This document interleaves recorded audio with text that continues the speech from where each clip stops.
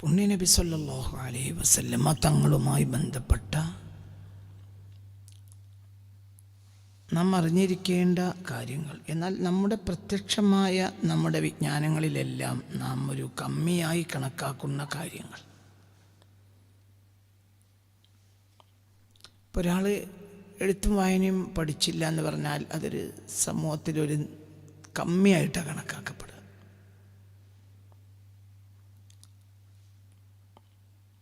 ഒരാൾക്ക്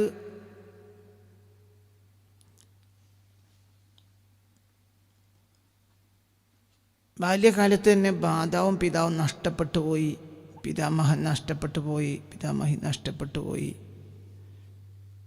എന്നൊക്കെ പറയുന്നത് ആ മനുഷ്യൻ്റെ ഒരു കമ്മിയായിട്ടാണ് കണക്കാക്കപ്പെടുക. അങ്ങനെയുള്ള വായനകൾ നമ്മുടെ സമൂഹത്തിൽ കണ്ടപ്പോഴാണ് സത്യം പറഞ്ഞാൽ ഈ ഒരു പുസ്തകം ഇങ്ങനെ എഴുതണമെന്ന് തോന്നിയത്. പ്രത്യേകിച്ച് ഓമന മുഹമ്മദിനെ ഓത്തിനയച്ചില്ല, ഓമനിക്കാൻ ബാപ്പ വേണം, ബാപ്പ ജീവിപ്പിച്ചില്ല എന്ന ഒരു പാട്ട് ഈ അടുത്ത കാലഘട്ടത്തിൽ വളരെ വൈറലായി നമ്മുടെ സൊസൈറ്റിയിൽ പ്രത്യേകിച്ച്. അപ്പോൾ ഓമന മുഹമ്മദിനെ ഓത്തിനയച്ചില്ല. അക്കാലത്തും ഓത്തുകളൊക്കെ ഉണ്ടാവും, പക്ഷേ ഈ കുട്ടിയെ ഓത്തിനയക്കാൻ കഴിഞ്ഞില്ല. ബാപ്പയില്ല, ഉമ്മയില്ല. അപ്പം അങ്ങനത്തെ ഒരു കുട്ടി എന്ന് പറയുമ്പോൾ സ്വാഭാവികമായും അതൊരു വല്ലാത്ത കമ്മിയുള്ള ഒരു കുട്ടിയായിട്ട് വായിക്കപ്പെടും. ചില ആളുകളൊക്കെ അതിൽ പൂണ്ട് പ്രഭാഷണം നടത്തുന്നതായും ശ്രദ്ധയിൽപ്പെട്ടു. പൊതുവെ പ്രഭാഷണങ്ങളൊക്കെ നടത്തുമ്പോൾ അതിൻ്റെ ഒരു എന്താ പറയുക, വൈകാരിക തലത്തിലാണ് പലപ്പോഴും പ്രഭാഷകന്മാർ കൈവക്കുക. എന്തുകൊണ്ട്? അത് വൈകാരിക തലത്തിൽ കൈവെക്കുമ്പോൾ സ്വാഭാവികമായും അത് അനുവാചകൻ സ്വീകരിക്കപ്പെടാനുള്ള സാധ്യത വളരെ കൂടുതലാണ്. അതുകൊണ്ട് പ്രഭാഷണ കലകൾ പലപ്പോഴും, എഴുത്തും അങ്ങനെ തന്നെയാണ് ഏകദേശമൊക്കെ, വൈകാരിക തലങ്ങളിലാണ് പ്രഭാഷകന്മാർ കൈവക്കുക എന്നത് കൊണ്ട് പുണ്യ റസൂലിനെ പലയിടത്തും 90% എന്ന് പറയാം വൈകാരികമായി മാത്രമാണ് വായിക്കപ്പെട്ടത്. അപ്പോൾ അത് പുണ്യ റസൂലിനെ പറ്റി ഒറിജിനലായി നബിയെ മനസ്സിലാക്കേണ്ട കാര്യങ്ങൾ സമൂഹത്തിന് മനസ്സിലാക്കാൻ കഴിയാതെ പോയി.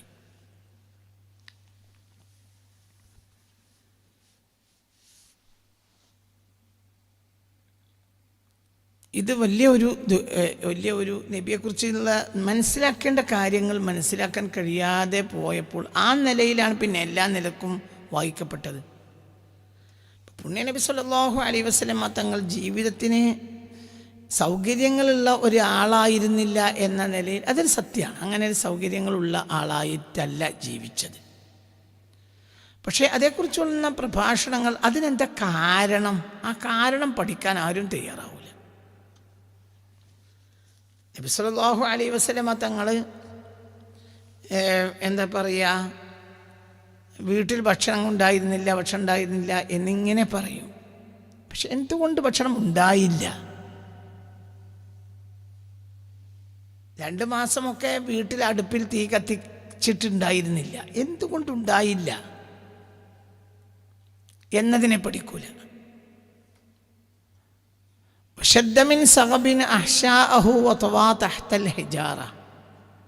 ലോലമായ ആ ഉദരചർമ്മങ്ങൾ കല്ലിനടിയിൽ അമർത്തി വെച്ച് പട്ടിണിയിൽ നിന്ന് പുണ്യ റസൂൽ മറികടക്കാൻ ശ്രമിച്ചു എന്നാണ് അതിൻ്റെ വരി. ലോലമായ ഉദരചർമ്മങ്ങളെ പരുപരുത്ത കല്ലുകൾ കെട്ടിവെച്ച് പുണ്യ നബി സല്ലല്ലാഹു അലൈഹി വസല്ലമ അങ്ങനെയാണ് പലപ്പോഴും കഴിഞ്ഞത്. അപ്പോൾ എന്താ വിഷയം? ദാരിദ്ര്യം. എന്താണ് അതിൻ്റെ അടുത്ത വരി? എന്താ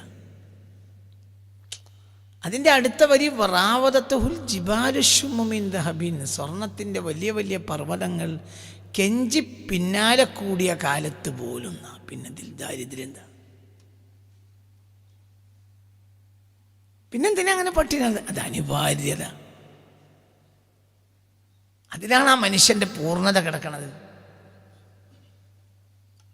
സുഭിക്ഷത വരുമ്പോൾ അപൂർണതയാ വരിക.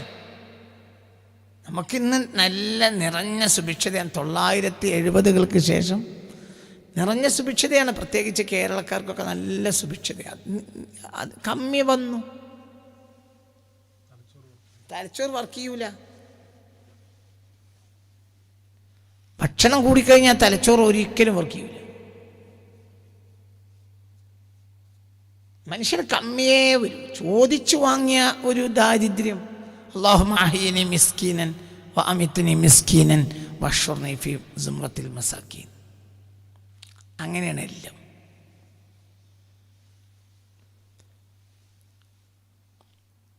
പുണ്യനബി സല്ലല്ലാഹു അലൈഹി വസല്ലമയുടെ പിതാവ് AD 545 ജനിച്ചു, 570 വഫാത്തായി. ഉമ്മ 549 ജനിച്ചു, 576 വഫാത്തായി. ഉമ്മ 549 ഉമ്മയുടെ ജനനം. 554 ഭാര്യയുടെ ജനനം. അതായത് ഉമ്മയേക്കാൾ 5 വയസ്സ് ഇളയ കുട്ടി മാത്രമാണ് ആദ്യത്തെ ഭാര്യ. ഖദീജത്തുൽ കുബ്ര റളിയല്ലാഹു അൻഹയുടെ ജനന വർഷം AD 554.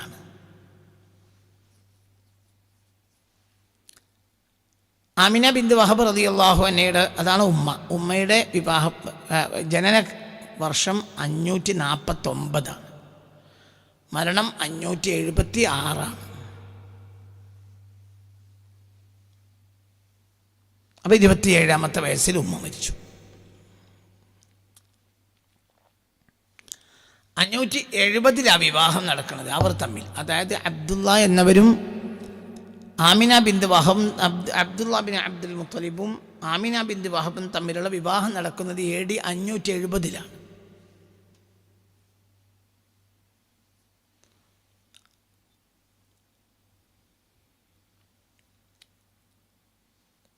569 വിവാഹം 569. വിവാഹം കഴിഞ്ഞ് 6 മാസം കഴിഞ്ഞപ്പോൾ വിവാഹം കഴിഞ്ഞ് ഗർഭം ധരിച്ചു. താമസിയാതെ ഗർഭം ധരിച്ചു. ആമിന ബീവി ഗർഭം ധരിച്ചു റളിയല്ലാഹു അൻഹ. 569 AD 569 വിവാഹം. 570 ഏപ്രിലാണ് പുണ്യ റസൂലിൻ്റെ ജനനം സല്ലല്ലാഹു അലൈഹി വസല്ലം. ഗർഭം ധരിച്ച് കുട്ടിക്ക് ഗർഭത്തിന് 6 മാസം പ്രായമുള്ള സമയത്ത് 570 ബാപ്പ മരിച്ചു. AD 570 ബാപ്പ മരിച്ചു. അതായത് ബാപ്പയെ കുട്ടി കണ്ടിട്ടില്ല. അന്ന് കുട്ടി ഗർഭത്തിലാണ്, 6 മാസം ഗർഭത്തിലിരിക്കുകയാണ്. ബാപ്പയിൽ നിന്ന് ഒന്നുമില്ല. ഒരു 5 ഒട്ടകം, കുറച്ച് ആടുകൾ ഉണ്ടായിരുന്നു. അതാണ് അബ്ദുള്ളയുടെ സമ്പാദ്യം. അബ്ദുള്ള വളരെ സൂക്ഷ്മതയുള്ള നല്ലൊരു മനുഷ്യനായിരുന്നു. അബ്ദുള്ള എന്നവർ റളിയല്ലാഹു അൻഹു നല്ല മനുഷ്യനായിരുന്നു. അവരൊക്കെ നല്ല മനുഷ്യർ എന്ന് പറഞ്ഞാൽ മഹാനായ സയ്യിദ് ഇബ്രാഹിം അലൈഹിസ്സലാത്തു വസ്സലാമിൻ്റെ സത്യദീൻ അനുസരിച്ച് ജീവിച്ച ആളുകളാണ്. അവർക്ക് അന്ന് ലഭ്യമായ രീതികളിൽ അവരൊക്കെ നല്ല അച്ചടക്കമുള്ള, ഒരിക്കലും ഷിർക്കിന് കുമ്പിടാത്ത നല്ല മനുഷ്യന്മാരിൽ ഒരാളായിരുന്നു അബ്ദുള്ള എന്നവരും. അബ്ദുൽ മുത്തലിബൊക്കെ അങ്ങനെയാണ്.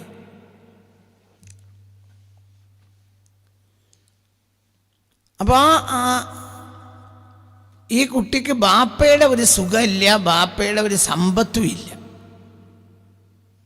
അബ്ദുള്ള മരിക്കുമ്പോൾ 5 ഒട്ടകം, ചില്ലറ ആട്, അത് മര്യാദക്ക് ഒരു കുടുംബത്തിൻ്റെ ഉപജീവനത്തിന് പോരാ. അങ്ങനെ ആണ് ബാപ്പ മരിക്കുന്നത്. അപ്പോൾ പിന്നെ എന്തായി? ഉമ്മയാണ് പിന്നീട് കൈകാര്യകർത്തൃത്വം ഏറ്റെടുത്തത്.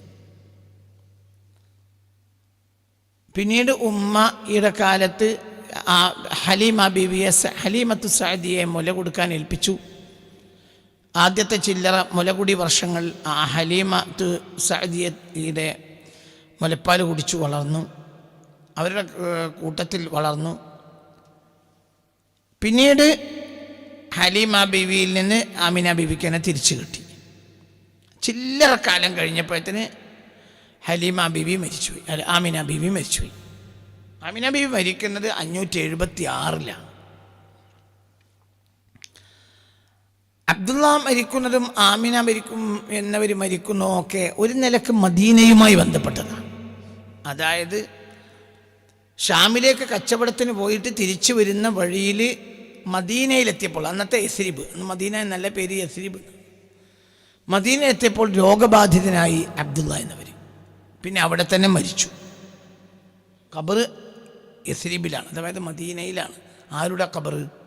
അബ്ദുള്ള എന്നവരുടെ ഖബറുള്ളത്. AD 576 ഈ കുട്ടിക്ക് ബാപ്പായുടെ ഖബർ കാണിച്ചു കൊടുക്കാൻ വേണ്ടി കൊണ്ടുപോവുക. ബാപ്പയെ കണ്ടിട്ടില്ല, ബാപ്പായുടെ ഖബറെങ്കിലും കുട്ടിയെ കാണട്ടെ എന്ന നിലക്ക്.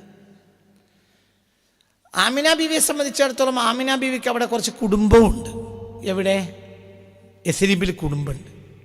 ആ കുടുംബത്തിൻ്റെ കൂടെ കഴിയുകയും ചെയ്യാം എന്ന് വിചാരിച്ച് ഒരല്പനേരം കുടുംബത്തിനൊക്കെ ഒന്ന് പരിചയപ്പെടുത്തി കൊടുക്കുക, ഖബറൊന്ന് പരിചയപ്പെടുത്തി കൊടുക്കുക എന്ന് വിചാരിച്ച് കൊണ്ടുപോയതാണ്.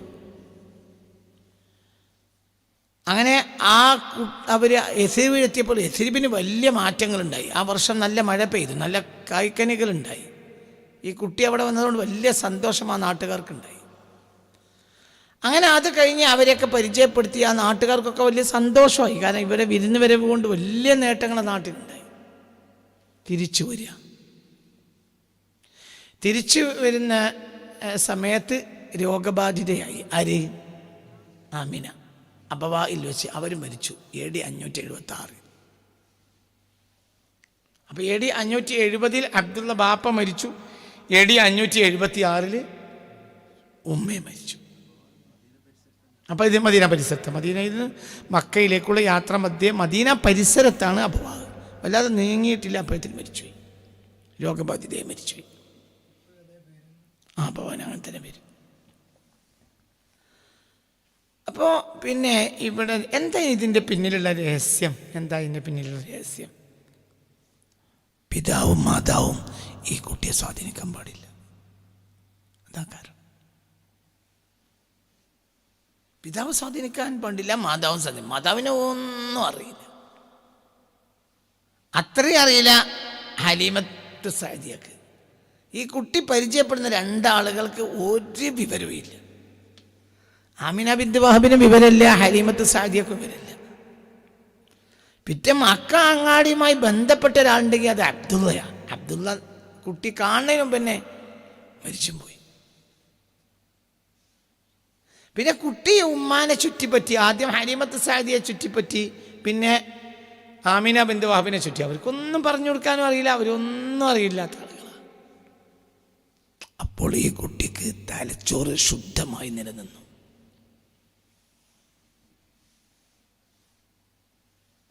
ഈ കുട്ടിക്ക് തലച്ചോറ് ശുദ്ധമാണ്. ഇപ്പം ഈ LKG ചേർക്കാൻ പോകുന്നതിന് മുമ്പ് പിന്നെ ഉള്ള ട്രെയിനിങ് പീരീഡിൽ മാതാപിതാക്കളോട് അധ്യാപകന്മാർ പറയുന്നതായി എൻ്റെ അടുക്കൽ ചില വിവരങ്ങളുണ്ട്. നിങ്ങൾ പിന്നെ എന്താ പറയുക, അംഗനവാടികളിൽ അയക്കരുത്. നീ അയക്കുകയാണെങ്കിൽ തന്നെ അവിടെ കുട്ടികളുമായി കളിക്കാന്നല്ലാതെ ഒന്നും പറഞ്ഞു കൊടുക്കരുത് എന്ന് അവരോട് പറയണം.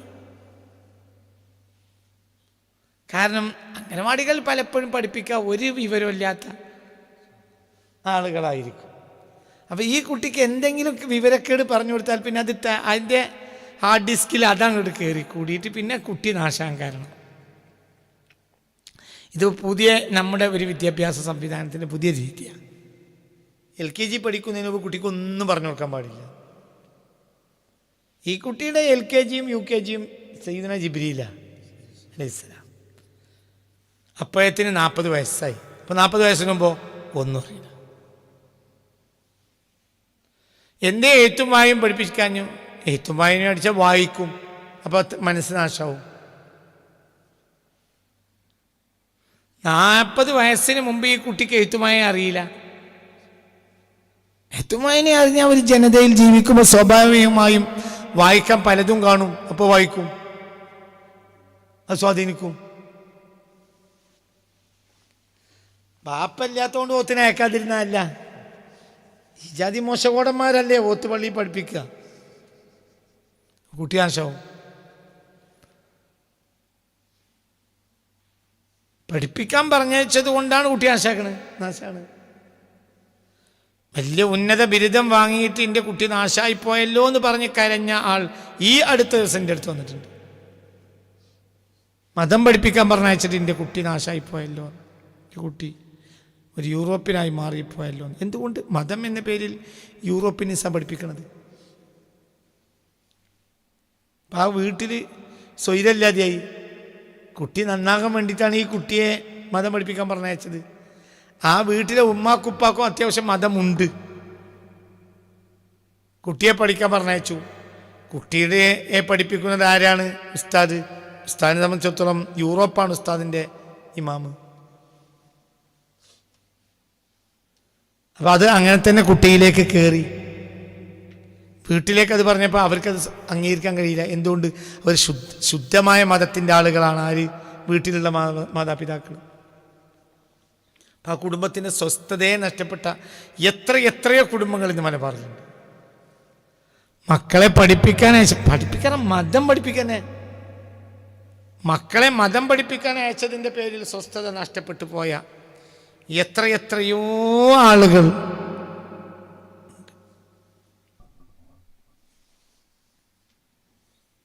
അതൊക്കെ ഇനിയുള്ള കാലത്തൊരു പ്രയാസമാണ്. ഞാൻ അങ്ങോട്ട് പോകുന്നില്ല. പോയാൽ വലിയൊരു അത് പറയാൻ തന്നെ വയ്യ. കാരണം ഇനിയുള്ള കാലഘട്ടത്തിൽ ഉസ്താദന്മാരായിരിക്കും കുട്ടികളെ നശിപ്പിക്കുക. എന്തുകൊണ്ട്? അവർ യൂറോപ്പിനാൽ സ്വാധീനിക്കപ്പെട്ടവരാണ് ഉസ്താദുമാർ. അപ്പോൾ ആ നിലക്ക് കുട്ടികളുടെ മനസ്സ് നാശമാവും. ഇവിടെ ഞാൻ തിരിച്ചു വരിക. നമ്മൾ ഒന്നും എഴുത്തും വായന അറിയില്ല, അപ്പോൾ ഒന്നും വായിച്ചിട്ടില്ല. പ്ലെയിനായ മനസ്സാണ്. പിന്നെ എന്തെങ്കിലും ഒപ്പം നടത്തിയിട്ട് പറഞ്ഞു കൊടുക്കാനാണെങ്കിൽ ബാപ്പയാണ്. അതിന് ബാപ്പാനെ കുട്ടി കണ്ടിട്ടുമില്ല. ഉമ്മാക്കൊരു വിവരവും ഇല്ല.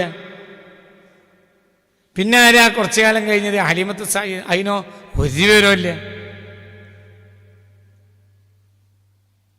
പിന്നെ ആട് മേക്കൽ എന്ന കാര്യമാണുള്ളത്. ആകെ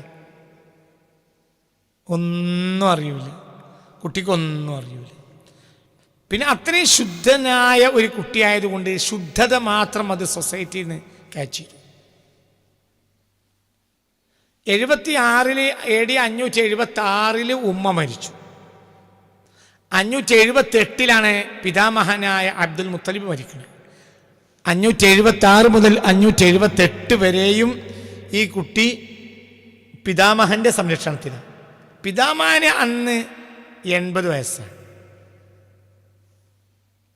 ആ മനുഷ്യനാകട്ടെ മക്കായുടെ എല്ലാവിധ തിന്മകളിൽ നിന്നും അകന്നു മാറിയ ഒരു കാലമാണ്. വയ്യതാണ്. കഅബാലയത്തിൻ്റെ തണലിൽ അങ്ങനെ വിശ്രമിക്കും. ആര്? അബ്ദുൽ മുത്തലിബ്. ഖുറൈശികളുടെ അത്യാവശ്യ യോഗങ്ങളിൽ പങ്കെടുക്കും, അധ്യക്ഷത വഹിക്കും. ഖുറൈശികളുടെ കൂട്ടത്തിലെ ഏറ്റവും വലിയ നേതാവാണ് അബ്ദുൽ മുത്തലിബ്. ഷൈബ ബിൻ ഹാഷിം. ഷൈബ എന്നാണ് പേര്. അബ്ദുൽ മുത്തലിബിൻ്റെ പേര് അബ്ദുൽ മുത്തലിബ് അല്ല. അബ്ദുൽ മുത്തലിബിൻ്റെ പേര് ഷൈബ ബിൻ ഹാഷിം എന്നാണ്.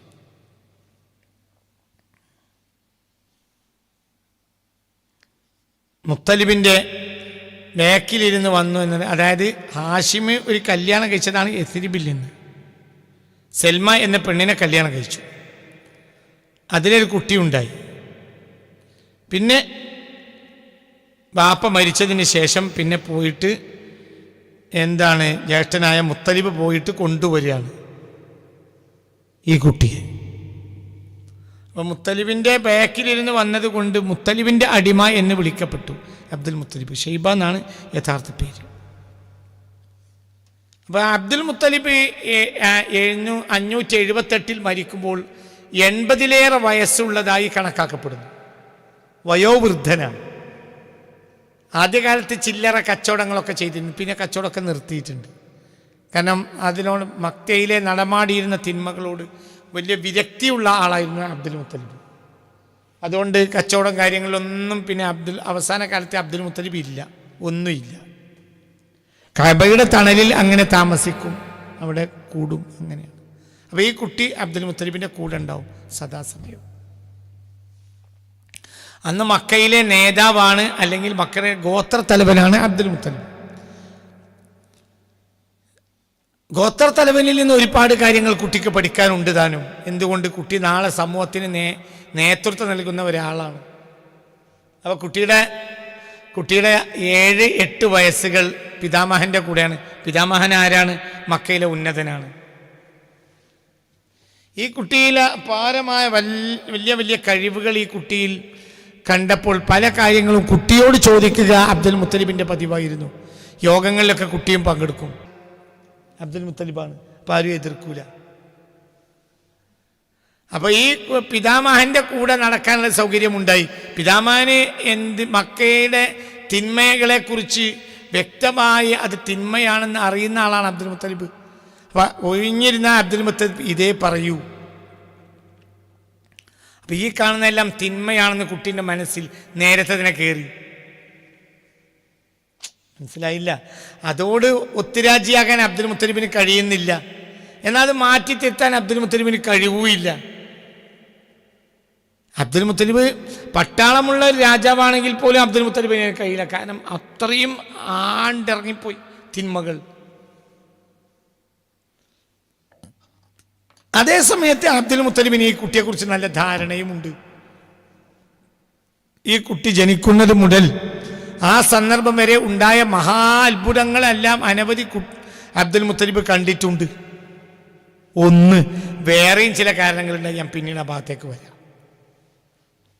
അപ്പോൾ ഈ അബ്ദുൽ മുത്തലിബിന് ഈ കുട്ടിയെക്കുറിച്ച് വളരെ വ്യക്തമായ ധാരണകളുണ്ട്. എന്താ ധാരണ?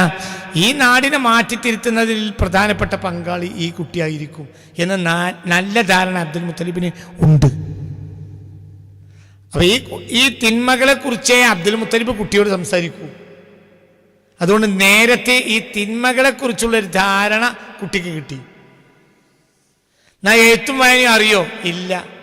സമൂഹത്തോട് ഒത്തുരാജിയാകാത്ത പിതാമഹന്റെ മനസ്സിൽ നിന്ന് അല്പം മനസ്സിലായി, അത്രയേ ഉള്ളൂ. 578 പിതാമഹൻ മരിച്ചു. പിതാമഹൻ മരിച്ചിട്ട് പിന്നീട് 578 പിതാമഹൻ മരിച്ചു. പിതാമഹൻ മരിച്ചതിന് ശേഷം പിന്നെ സംരക്ഷകർ ഇല്ല എന്ന് വേണമെങ്കിൽ പറയാം.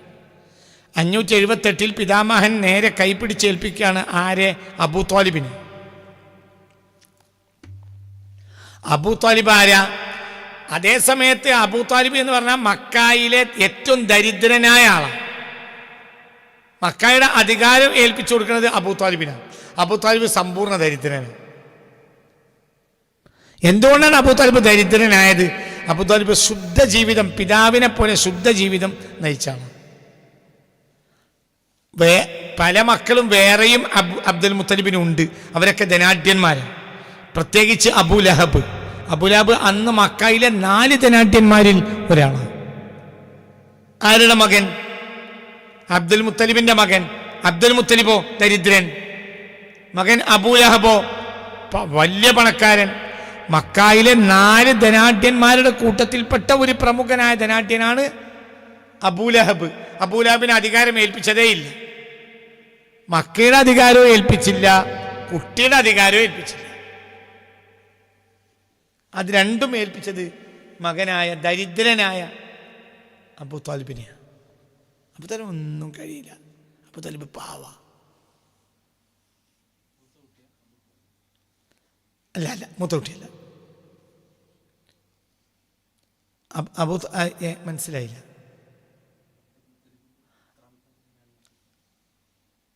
അബൂ ത്വാലിബ് അന്ന് ഖുറൈശ് ഗോത്രത്തിലെ ഏറ്റവും വയസ്സുള്ള ആളാണ്. അന്ന് ഗോത്ര തലവനാകാനുള്ള ഒരു യോഗ്യത ഉള്ള ആളാണ്. മറ്റുള്ളവരൊക്കെ ഇളയ ആളുകളാണ്. അബൂ ത്വാലിബാണ് യോഗ്യൻ. ഗോത്രത്തലവനുമാണ്. കുട്ടിയുടെ സംരക്ഷകൻ മാത്രമല്ല, അതായത് അബ്ദുൽ മുത്തലിബ് മരണപ്പെട്ടതിന് ശേഷം മക്കയുടെ പ്രധാനപ്പെട്ട കൈകാര്യ കർത്തൃത്വം ഏറ്റെടുക്കുന്നത് അബൂ താലിബാണ്. ഗോത്രമുഖ്യനാണ്,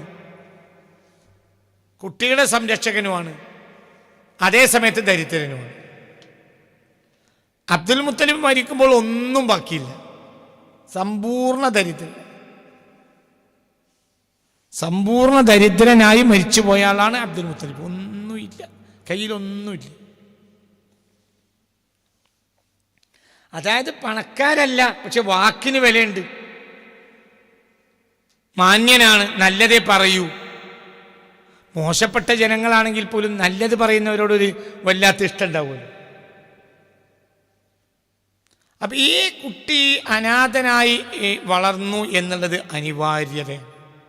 മുഹമ്മദ് മുസ്തഫ അനാഥനായി എന്ന കാരണത്താൽ നിങ്ങൾ കരയേണ്ട ആവശ്യമില്ല. അനാഥനായല്ലോ, കരയേണ്ടതില്ല. എന്തുകൊണ്ട്? അനാഥനായേ മതിയാകൂ. അബ്ദുള്ള എന്നവർ ആമിന ബീവിയും വലിയ എന്താ പറയുക, വലിയ സൽസ്വഭാവികളല്ലേ? അതെ. പക്ഷെ ആ സൽസ്വഭാവത്തിൻ്റെ പ്ലേറ്റിൽ നിന്ന് ഈ ആൾക്ക് വിളമ്പാൻ പാടില്ല. ഇത് അമ്പിയാക്കളിലെ ഏറ്റവും വലിയ സൽസ്വഭാവിയാണ് മുഹമ്മദ് മുസ്തഫ. സാധാരണക്കാരിൽ ഭേദപ്പെട്ട ആളുകളാണ് ഇവർ രണ്ടാളെന്നേ ഉള്ളൂ. ഇത് അമ്പിയാക്കളിൽ ഏറ്റവും വലിയ സൽസ്വഭാവിയാണ് മുഹമ്മദ്. വഇന്നക ലഅലാ ഖുലുഖിൻ അളീം. അപ്പൊ മാതാപിതാക്കളെ സ്വഭാവത്തിൽ നിന്ന് സ്വീകരിക്കാനേ പാടില്ല.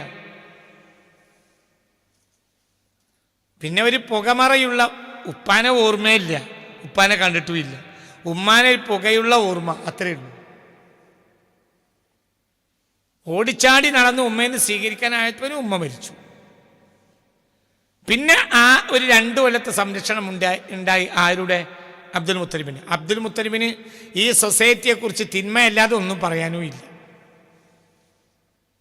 പിന്നെ ഉള്ളത് അബൂ ത്വാലിബ. അബൂ ത്വാലിബിനെ സംബന്ധിച്ചിടത്തോളം ഒരു എല്ലാത്തിനും അകന്ന് നിൽക്കുന്ന ഒരു മൗനി മാത്രമാണ്. ആര്? അബൂ ത്വാലിബ്. ഒന്നുമില്ല. അബൂ ത്വാലിബിൻ്റെ വീട്ടിൽ എത്തിപ്പെടുന്നത് 578-ലാണ്.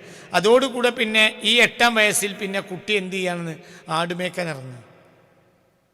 കാരണം ആ വീട്ടിൽ തന്നെ സൗകര്യങ്ങളില്ല. അപ്പം അവരെ 8-ാം വയസ്സുള്ള 8 വയസ്സായ കുട്ടി എന്ത് ചെയ്യാണ്? സഹായിക്കുക, ആടിനെ മേച്ച്. ആടിനെ മേക്കാൻ മക്കായിൽ ഒന്നുമില്ല. എന്തുകൊണ്ട്? മക്ക ഒരു ആട് മേക്കാവുന്ന സ്ഥലമല്ല. മക്ക എന്ന് പറഞ്ഞാൽ റബ്ബനാ ഇന്നി അസ്കൻതു മിൻ ദുരിയത്തി ബിവാദിൻ ഗൈരി ദീ സറ. ഒരു പുല്ല് പോലും മുളക്കാത്ത നാടിന് എന്താ ആട് മേക്കണം? അപ്പോൾ പുറത്തേക്ക് കൊണ്ടുപോകണം.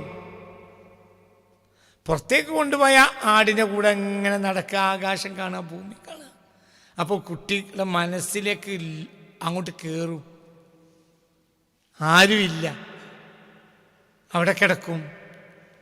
ചിലപ്പോൾ വൈകുന്നേരങ്ങൾ തിരിച്ചു വരും. മഞ്ഞ്, നല്ല വെയിൽ, ചിലപ്പോൾ മഴ, വിശാലമായ മരുഭൂമി, മുകളിലേക്ക് നോക്കിയാൽ വിശാലമായ ആകാശം. പിന്നെ കുട്ടിക്ക് സ്വന്തത്തോടെ വർത്തമാനം പറയാനുള്ളൂ. ആ വർത്തമാനത്തിലാണ് ഈ കുട്ടി അലയാൻ തുടങ്ങുന്നത്.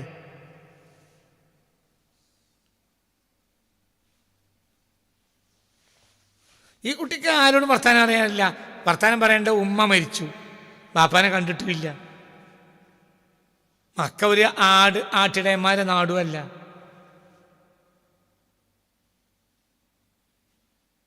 അപ്പൊ പരിസരത്തേക്ക് ഇങ്ങനെ ആടുകളെ കൊണ്ടുപോകും, ഒട്ടകങ്ങളെ ആടുകളെയൊക്കെ കൊണ്ടുപോകും.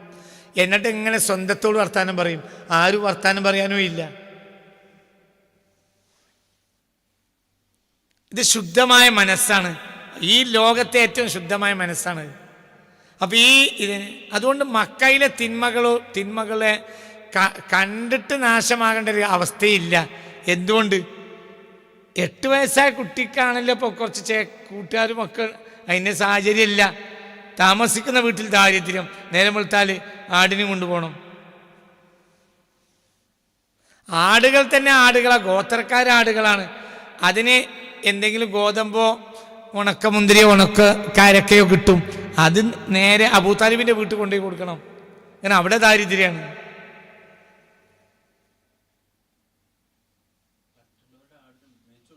മേച്ചു കൊടുക്കാണ്. അബൂതാലിബിൻ്റെ ആടിനെ മേക്കല്ല. അബൂതാലിബിന് അങ്ങനെ ചില്ലറ അത്രയേ ഉള്ളൂ. മറ്റുള്ളവരുടെ ആടുകൾക്ക് കൂലി നിശ്ചയിച്ചിട്ട് മേച്ചു കൊടുക്കാണ്. അപ്പൊ മക്ക അങ്ങാടിയിൽ നിന്ന് പുറത്തു പോകാൻ അവസരം ഉണ്ടായി. ആട് മേച്ചതോ? ആട് മേച്ച വാപ്പുണ്ടെങ്കിൽ ഇതൊന്നും ഉണ്ടാവില്ല. എന്നോട് മക്കയിലെ പിള്ളേരെ ആട് മേക്കൂല. എന്തുകൊണ്ട്? മക്കയിലെ ഒരു കുട്ടി ആട് മേക്കൂല. അവർ വലിയ ഗോത്രക്കാരെ മക്കളല്ലേ, ഇതെത്തിമല്ലേ.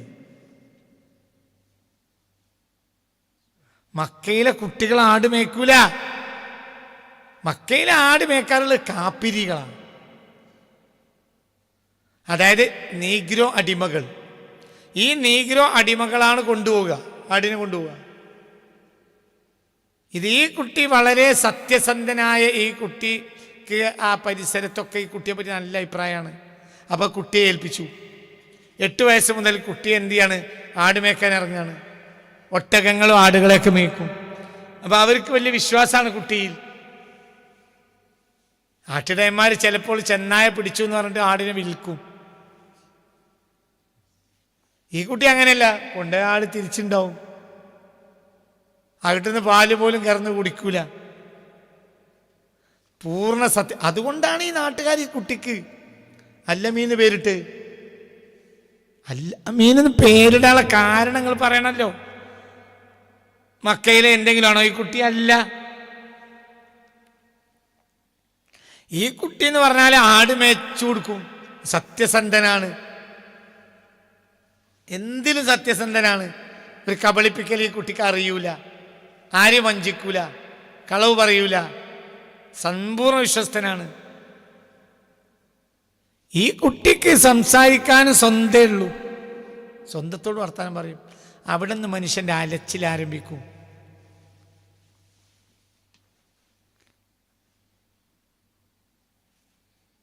ഇപ്പം നമ്മളെ ബാപ്പമാരുടെ കാലഘട്ടത്തിൽ ഒരു 10-25 കൊല്ലം മുമ്പുണ്ടായിരുന്ന ആളുകളുടെ ഒരു അന്വേഷണം ഇന്ന് നമുക്കില്ല. എന്തുകൊണ്ട്? നമ്മളിപ്പോൾ ഒരു ഒഴിഞ്ഞിരിക്കുകയാണ്, 1 മിനിറ്റ് കിട്ടിയാൽ നമ്മൾ മൊബൈൽ ഓക്കെ ചെയ്യുക. അത് നമ്മളെ സ്വതന്ത്ര ചിന്തകളെ ഇല്ലാതാക്കി. നമ്മൾ അടിമകളാണ്, നശ്വരമാണ്. മറ്റൊന്നുമില്ല. കുട്ടിക്ക് വർത്താനം പറയാൻ പോലും ആരുമില്ല. വേദനകൾ വന്ന് പറയാൻ ഉമ്മാനോടാണ്, ഉമ്മ ഇല്ല. പിന്നെ താമസിക്കുന്ന ഒരു വീട്ടിൽ ഒരു ഉമ്മാനോട് പറയുന്നതിനും ഒരു പരിധി ഉണ്ടല്ലോ. പിന്നെ അപ്പോഴത്തേനൊക്കെ കുട്ടി 8 വയസ്സായില്ലേ. അതായത് തൻ്റെ വേദന ഒരാളോട് പറയുന്ന മനസ്സല്ല. അബൂതാലിബാകട്ടെ സാധുവായ ദരിദ്രനായൊരു മൗനിയാണ്. കുട്ടിയോട് വർത്താനം പറയുകയും കുട്ടി വർത്താനം പറയുകയും ചെയ്ത ഒരാളുണ്ടെങ്കിൽ അത് അബ്ദുൽ മുത്തലിബാണ്. അബ്ദുൽ മുത്തലിബിൽ നിന്ന് നേരെ കുട്ടിക്ക് കിട്ടിയത് ഈ സൊസൈറ്റിയെ നിഷേധിക്കാനുള്ള മനസ്സാണ്. കാരണം ഇവിടുത്തെ ഒരു കാര്യത്തോടും അബ്ദുൽ മുത്തലിബ് യോജിക്കൂല. അപ്പൊ ഇത് അനിവാര്യമായ അനാഥത്താണ്. ഈ കുട്ടി വാപ്പുണ്ടാകാൻ പാടില്ല. വാപ്പ വിവരമുള്ള ആളുകൾ തന്നെ പറയും വാപ്പുണ്ടാകാൻ പാടില്ല. നമ്മളെ പാട്ടുപാടി കാര്യനുള്ളൂ. ഇപ്പൊ ഞാൻ സംഭവം പറഞ്ഞുതരാം.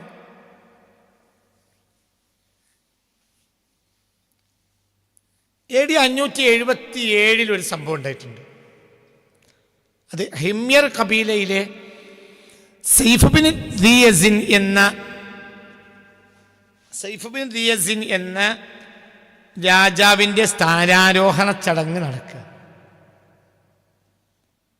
അപ്പോൾ അവർ മക്കയിൽ നിന്ന് മക്കയെ ഗോത്രത്തലവനെയും പ്രധാനികളെയും ക്ഷണിച്ചു.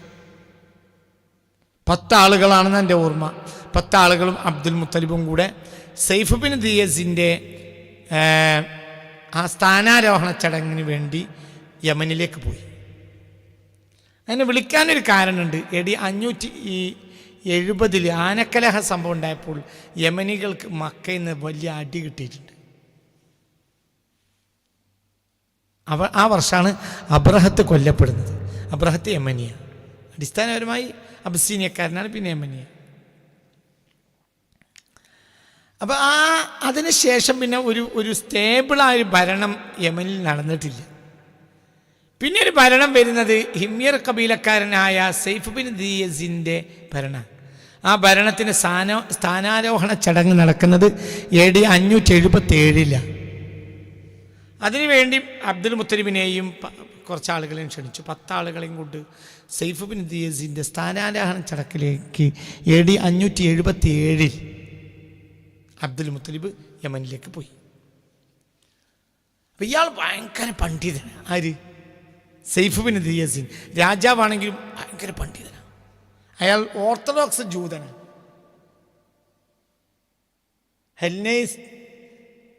ഹെൽനിസ്റ്റിക് ജൂതനല്ല, ഓർത്തഡോക്സ് ജൂതനാണ്. ഞാൻ നിങ്ങളോട് പണ്ട് പറഞ്ഞിട്ടുണ്ട്, ഹെൽനൈസേഷൻ വന്നിട്ടുണ്ട് പിൽക്കാലത്ത് ജൂത മതത്തിൽ. ഹെൽനൈസേഷൻ എന്ന് പറഞ്ഞാൽ ഗ്രീക്കോവൽക്കരണം. ഗ്രീക്കിൻ്റെ മിത്തോളജി മുഴുവനും ജൂതമതത്തിലേക്ക് കയറി കൂടിയിട്ട് ജൂതമതം നശിച്ച ഒരു സന്ദർഭം ഉണ്ടായിട്ടുണ്ട്. അതേസമയത്ത് അതിന് ഏകദേശമൊക്കെ മാറി നിന്നവരാണ് ആര്? ഓർത്തഡോക്സ് ജൂതന്മാർ. ഓർത്തഡോക്സ് ജൂത പണ്ഡിതനാണ് ആര്? സൈഫ് ബിൻ ദിയസിന്. അങ്ങനെ ഇവരെത്തിച്ചേർന്നു. അബ്ദുൽ മുത്തലിബിനെ കണ്ട മാത്രയിൽ ഇയാൾ അതിസൂക്ഷ്മമായും അത്ഭുതത്തോടെയും നോക്കി. എന്നിട്ട് പറഞ്ഞു, എനിക്ക് നിങ്ങളോട് കാര്യമായ ചില കാര്യങ്ങൾ നിങ്ങളിൽ നിന്ന് മനസ്സിലാക്കാനുണ്ട്, അതുകൊണ്ട് നിങ്ങൾ തിരിച്ചു പോകുന്നതിന് മുമ്പ് സ്വകാര്യമായി സംസാരിക്കണം എന്ന് പറഞ്ഞു. പിന്നെ സ്ഥാനാരോഹണ ചടങ്ങ് നടന്നു.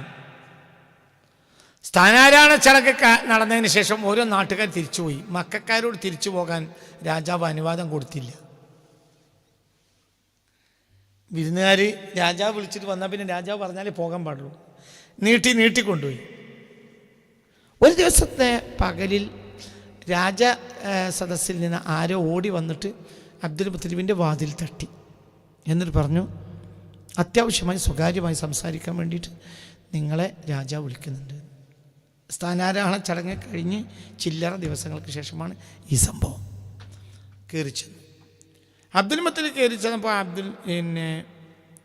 സൈഫ് ബിൻ ദിയസിൻ ചോദിച്ചു, 2 ചുമലുകൾക്കിടയിൽ അത്ഭുതകരമായ മറുകുള്ള, ഒരു പ്രത്യേക അത്ഭുതകരമായ മറുകുള്ള ഒരുപാട് അത്ഭുത സംഭവങ്ങൾക്ക് സാക്ഷിയായ കാരണക്കാരനായ ഒരു കുട്ടി ഈ അടുത്ത കാലത്ത് നിങ്ങളുടെ കുടുംബത്തിൽ ജനിച്ചിട്ടില്ലേ എന്ന് ചോദിച്ചു. അപ്പോൾ അബ്ദുൽ മുത്തലിബ് പറഞ്ഞു, ഉണ്ട്, അങ്ങനത്തെ കുട്ടി ഉണ്ട് എന്ന് മാത്രമല്ല, ഞാൻ ആ കുട്ടിയുടെ വാപ്പയാണ്. ഫഖാല, അപ്പോൾ സൈഫ് ബിൻ ദിയസിൻ പറഞ്ഞു, കദബത്ത്, അത് നുണയാണ്. എന്തുകൊണ്ട്? ഈ കുട്ടിക്ക് മാതാപിതാക്കൾ ജീവിക്കാൻ ഒരു സാഹചര്യമില്ല. ഈ കുട്ടി അങ്ങനെ ശുദ്ധീകരിക്കപ്പെടേണ്ട കുട്ടിയാണ്. അപ്പോൾ അബ്ദുൽ മുത്തലിബ് പറഞ്ഞു, എൻ്റെ മകൻ്റെ കുട്ടിയാണ്. ഈ കുട്ടി ജനിക്കുന്നതിന് മുമ്പ് തന്നെ എൻ്റെ മകൻ മരിച്ചു. പിന്നെ ഉണ്ടായിരുന്നത് ഈ കുട്ടിയുടെ ഉമ്മയായ അവൻ്റെ ഭാര്യയാണ്. അത് കഴിഞ്ഞ വർഷവും മരിച്ചു. അപ്പോൾ കുട്ടി സമ്പൂർണ്ണ അനാഥനായതുകൊണ്ട് ഞാനാണ് ഏറ്റെടുത്തത്. അതുകൊണ്ടാണ് എൻ്റെ മോനെന്ന് പറയാൻ കാരണം. അപ്പോൾ പറഞ്ഞു, സദഖ്ത, അത് സത്യമാണ്, മറ്റത് കളവാ. എന്തുകൊണ്ട്? ഈ കുട്ടിക്ക് ശുദ്ധീകരിക്കപ്പെടാൻ ദൈവം പടച്ച തമ്പുരാൻ തീരുമാനിച്ച കുട്ടിയാ. ഈ കുട്ടിക്ക് മാതാവോ പിതാവോ ഉണ്ടാകാൻ പാടില്ല.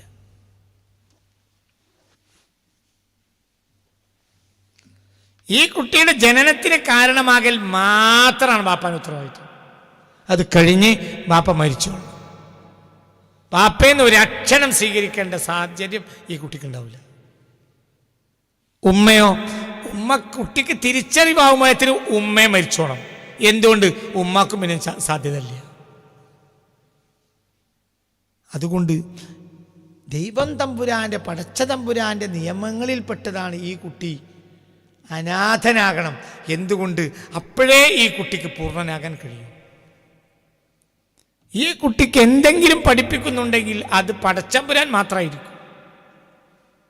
ദൈവമല്ലാത്ത ഒരാളും ഈ കുട്ടിക്കൊന്നും പഠിപ്പിക്കാൻ പാടില്ല. അതങ്ങനത്തെ കുട്ടിയാണ്.